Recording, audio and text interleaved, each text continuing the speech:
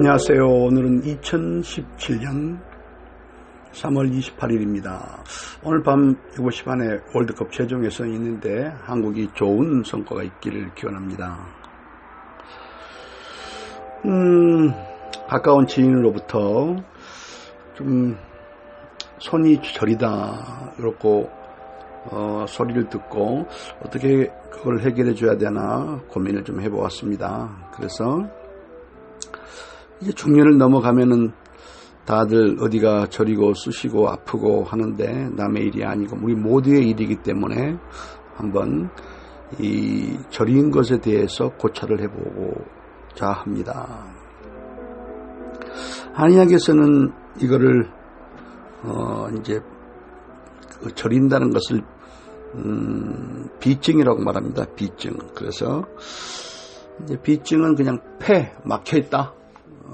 그냥 막혀서 생긴 건데 결국 통하지 않아서 온 것이다 이렇게 봅니다. 그래서 경락과 이제 어떤 피부와 경락에 외사의 침습을 받게 되면은 기혈이 통하지 못함으로써 팔과 또 다리 이런 데 관절이 아프고 쓰라리며 무지근하고 저리는 증상이 나타나죠. 그래서 이걸 비증이라 하는 건데 이거는 이제 종류가 또 몇 가지가 있는데 원인은 풍, 한, 습, 사기가 인체에 침입하여 발생한다 이렇게 이제 한의학에서 말하고요.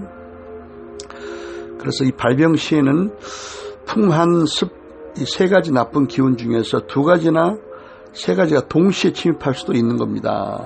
그래서 그러나 각기 편승하는 바가 있으므로 임상평이 다 달라지죠. 그래서 병인과 증후의 차이점에 근거하여 저희들은 행비, 통비, 착비, 열비 등으로 구분합니다. 이제 열비는 이거는 이제 통풍, 가우트로 우리가 보통 말을 합니다. 그래서 우선 세 가지 행비, 통비, 착비 이거에 대해서 이 증상에 자기가 어디에 속하는가를 좀 알아야 될 것 같아요. 그래서 행비는 주로 풍사, 바람의 기운을 받아서 이루어져서 이게 풍비라고 하는 건데요.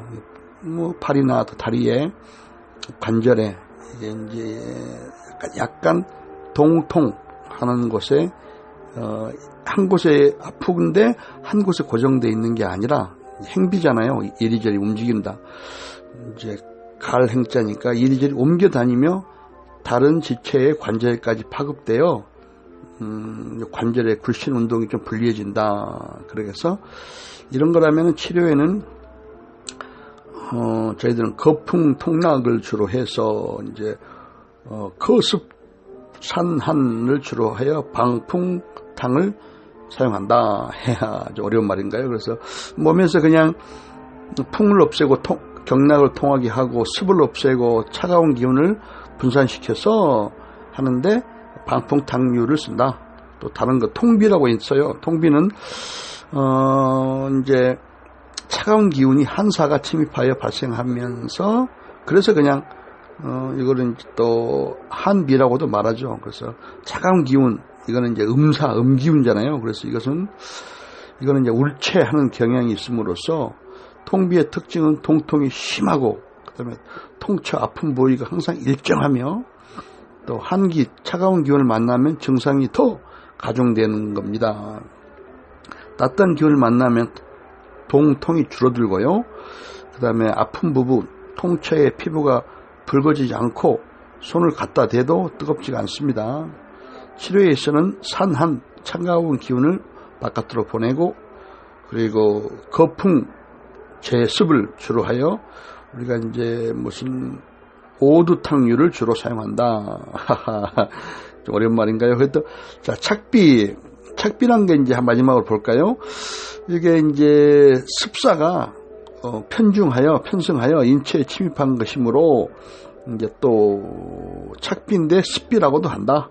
그래서 아픈 부분이 한 곳에 고정되어 있지 않고 팔다리에 이제 침중 이제 또 착창하여 아픈 부분인가 이제 마목불인하는 것이 특징이다 해서 이런 거 이제 습을 없애면서 거풍산 한을 주로 하여 저희들이 이제 이런 걸 이렇게 의인탕을 주로 한다.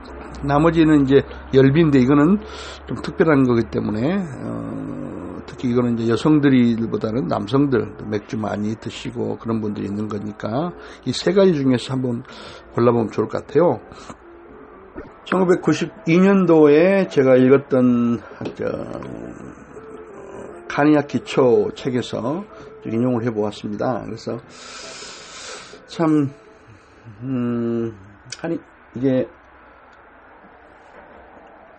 서양의학에서는 음양과 경락을 참 모르기 때문에 인체 구조 통로인데 이걸 모르기 때문에 그냥 뭐라고 신경통 이렇게 말하겠죠. 그냥. 근데 우리는 이제 신경통이라고 우리는 한의학에서는 비증이라고 말합니다. 그래서 이것은 그냥 풍한서습 조화라고 유금이라고 있는데요. 이런 6가지의 우주의 기운이 내 몸에 하나의 편정해서 어디에 이들에게 기운에 짓눌릴 때 바로 비증이라고 하는 건데요. 우리는 하여튼 과로, 노화, 또 우리 몸 안에 기혈순환에 장애가 생겼다. 그래서 풍한습이 경락을 침범하여 일으키는 통증이다. 그래서 이거는 누구나 일생 동안 적어도 몇 번은 경험해보는 흔한 질병이다. 그런데 이것은 감기와 더불어 인류의 질병사의 큰 부분을 차지하고 있다. 해서 이제 영어로 말하면 painful obstruction syndrome이라고도 말한다. 영어로 말하면 이제 확연하게 원인까지 나오죠. obstruction은 불통이란 뜻이고 불통이란 통증 증후군이 비증이다. 그래서 몸 안에 생리물질이나 기능이 제대로 유지되지 않을 때 그 해당 조직의 불평을 내지르는 것이 바로 통증이고 통하게 해줌으로써 그 조직의 불평을 통하게 해줌으로써 근본 문제를 해결해 주는 것이 바로 한의학적 접근 방식입니다. 이제 뭐 다른 분들은 서양의학에서는 이런 걸 이제 뭐 국소마취제, 신경파괴제, 고주파 등을 해서 통증을 원천적으로 봉쇄한다는 것이 서양의 방법이고요. 한의학은 미리 예방하고 또 근본적으로 어떻게 이걸 종합적으로 해결하는가, 종합치료 예술이죠, 한의학은요. 그래서 서양의학은 눈앞에 풀이 나야 불길을 잡으려고 하는 국소치료 의술이고요. 한의학은 미리 예방하고 근본적인 문제를 해결하자는 종합치료 체계 시스템 의술입니다. 그래서 아프고 쑤시고 저리고 이런 것들은 우리가 피부와 근육 사이에 퍼져 있는 신경을 통해 대뇌에 전달되면서 느껴지는 거잖아요. 그래서 피부와 근육과 조직이 건강할 때는 그런 저리는 증상이 일어나지 않겠죠. 우리의 몸은 중심에는 이제 가운데 중 있잖아요. 그래서 다리는 음이고 양기운이 많고 음에는 양기운이 머문다. 음을 싸고 있는 것은 또 다른 성질의 중이다. 그런데 너무 깊이 들어가나요?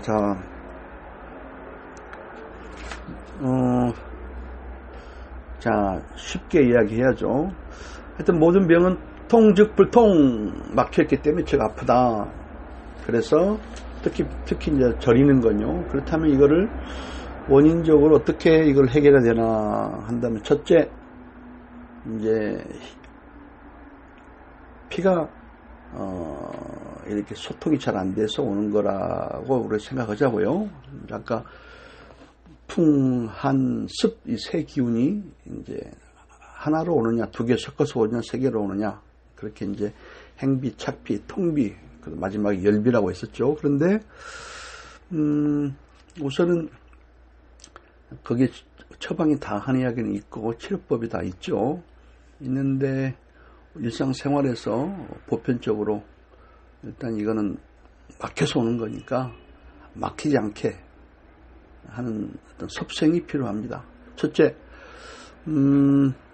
음식을 엄청 오래 씹어야 됩니다. 이유는 우리 턱 밑에서 나오는 침샘에서 나오는 침이 음식을 코팅을 해서 들어가줘야 혈관 내에서 피가 혈관에 붙지 않고 자기, 부상, 열차처럼 떠서 피가 쭉 거기에 혈관에 붙지 않고 간다는 그런 이론이 있습니다. 얼마나 우리 씹는 게 중요하다는 게 실감이 가죠. 모든 게 병이 이제 피떡이 되고 혈전이 있고 피가 막히는 건데 결국에 피가 사람이 죽으면 돼진다고 하잖아요. 피가 돼진 거죠. 근데 그거는 이제 어느 한 지점에 피가 고착이 돼서 붙어서 계속 그 자리에 이제 협착이 생기고 거기 혈관이 이제 또 뭐 굴곡이 생기면서 결국에는 거기가 이제 막히면서 거기에 신선한 산소와 피가 가지 않기 때문에 이제 거기에 괴사가 되거나 또 압이 터져서 무슨 여러 가지 병이 오겠죠. 자, 그럼 첫 번째, 정말 오랫동안 꼭꼭 씹어야 된다. 그래서 혈관에서 피가 붙지 않는다. 왜냐면 혈관도 마이너스인데 침 안에 있는 것도 마이너스. 그래서 음이온들이 서로 하면은 절대 서로 붙지 않는다. 그겁니다. 그래서 지금보다 한 2배 더 어저께 절이시다고 하시는 분은 2배 더 음식을 씹으셔야 됩니다. 침은 액체가 아니라 점액질입니다. 그래서 올챙이 알이, 개구리 알이, 이제 올챙이 알이 보통 물속에 있잖아요. 있어도 물이 못 들어가죠. 마찬가지입니다. 해서 꼭꼭 씹어 드신 다음에 다른 수분이 들어가도 그걸 발효시키고 그걸 분해해야 하고 내 몸에 이제 좋은 피가 돼서 잘 혈관에 붙지 않는 그런 피가 되는 겁니다. 그 첫 번째. 두 번째, 팡팡이, 제가 들었던 팡팡이, 이걸 가지고 시간 될 때마다 어차피 막힌 거니까 그 파동을 통해서 계속 거기를 두드리다가 열릴 것이다. 시간 될 때마다 두드려주면은 꼭 좋아집니다. 왜 안 좋아졌냐? 좋아질 때까지 두드리지 않았기 때문입니다. 미국 인디언들, 아메리칸 인디언들은 비가 안 올 때 기도를 한답니다. 그런데 100% 비가 온대요. 왜냐? 그들은 비가 올 때까지 기도를 멈추지 않는다고 합니다. 팡팡이를 가지고 시간이 될 때마다 이를 닦듯이 습관적으로 두드리는 것을 추천합니다. 그리고 또 몇 가지 더 한다면은 잠잘 때 조금 창문을 열고 보일러 켜지 말고 좀 시원하게 약간 공기가 소통이 되는 곳에서 자면은 피가 잠자는 사이에 산소가 충분하게 폐에 들어와서 맑아집니다. 그래서 보일러 켜고 창문 뜨겁게 해놓고 창문 닫고 자는 것, 그렇게 해가지고는 피가 산소가 부족이기 때문에 좋아질 일이 없습니다. 어디 또 몇 가지 더 좋은 추천할 게 뭐가 있을까요?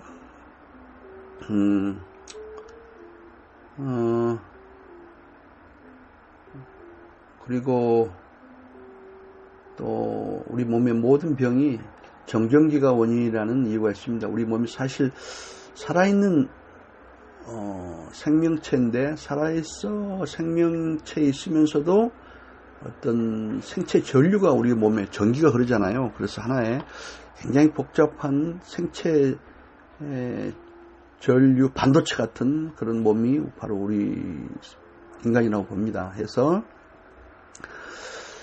전기기계나 전자 제품들이 고장이 날 때는 딱 하나죠. 그 과전압이잖아요. 그래서 이제 가끔 한 번씩 회로가 스파크가 일어나서 이제 고장이 나는데 우리 인간도 마찬가지입니다. 해서 그 과전압 정전기를 어떻게 우리 몸에서 아승이라고 하죠. 방전시켜버려야 되는데 그 방법은 맨발로 땅을 걷는 것, 맨손으로 흙을 만지거나 물을 만지는 것. 근데 저희들이 구두를 신고 양발을 신고 아스팔트를 걸어가면서 우리 몸에 생체 전류가 정전기가 방전이 되지 않는 데서 많은 병이 오고 있는 게 현대병이라고 저는 봅니다. 그래서 샤워를 자주 한다. 그 물을 통해서라도 몸에 정전기가 빠져나가더라고요. 가능하면은 시원한 물로. 두 번째로는 밖에 나가서 흙을 만진다. 또 제일 좋은 것은 맨발로 흙 위를 걷는다. 참 너무 중요한 일인데 또 음식을 80% 저녁에 음식을 적게 먹고 자면은 위에 음식이 차 있지 않으면은 대장에서 활발한 발효 분해 활동을 해서 우리 몸에 깨끗하고 좋은 피를 만드는데 위에 음식이 차 있어 자면은 대장에서 제대로 된 발효가 일어나지 않고 거기에 깨끗한 피가 만들어지지 않더라고요. 그래서 저녁에 많이 먹고 자는 것, 그것이 저리는 증세에 반드시 큰 역할을 했다고 봅니다. 그래서 아침, 점심 많이 드시고 저녁 줄이고 꼭꼭 씹고 또 흡기를 잘 걷고 샤워 찬물로 자주 그렇게 해서 몸에 정전기 빼주는 것. 그리고 실내에 거의 다 많은 병들이 요즘 현대병이 실내병이더라고요. 그래서 현재 저리는 것들이 감기와 더불어 인류가 가장 많이 흔하게 앓고 있는 병인데 실내에 있는 것보다 실외에 간다. 햇빛에 노출하자.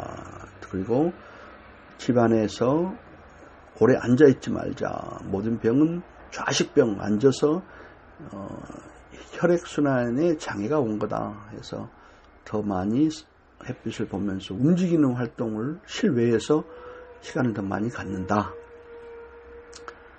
그리고 어떤 생각과 어떤 그런 것보다는 몸을 더 많이 움직이는 그런 직업 조금 더 그런 것도 도움이 될 것 같아요. 자, 이상으로 저리는 증상 그거를 한방적으로 어떻게 접근했나를 여러분 한번 정리해 보았습니다. 오늘도 하루도 행복하고 즐거운 시간들 보내요. 여러분들 인생은 한편에 뭐랄까요,